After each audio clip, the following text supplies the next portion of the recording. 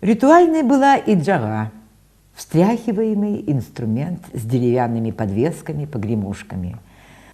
На главном календарном празднике самых северных скотоводов и коневодов Саха, якутов, Исехи, ими мерно били об землю, аккомпанируя песенным заклинанием белого шамана, уже не лекаря, а жреца, обращающегося к божествам с просьбой о ниспослании дождя, для хорошего травостоя накануне сенокоса, чтобы накосить побольше сена, чтобы благополучно пережить следующую долгую суровую зиму, чтобы и спросить также плодородие и счастье для своего народа.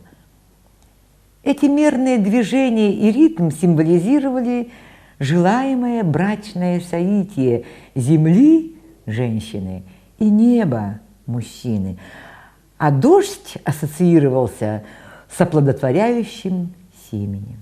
Другой способ исполнения – вращение рукояти между ладонями.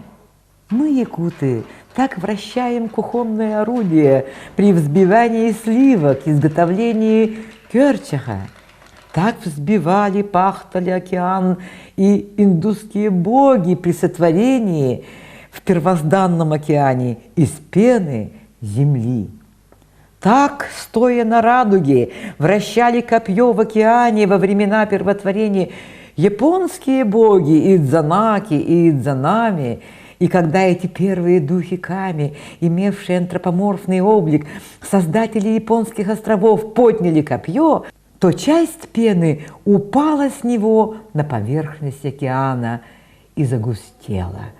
Так образовался первый из архипелага японских островов Оногоро-Дзима.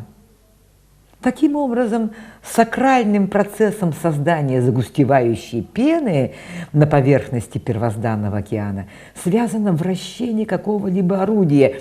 Видимо, недаром у якутов простое кухонное орудие называется ытык, что синонимично понятию «священный».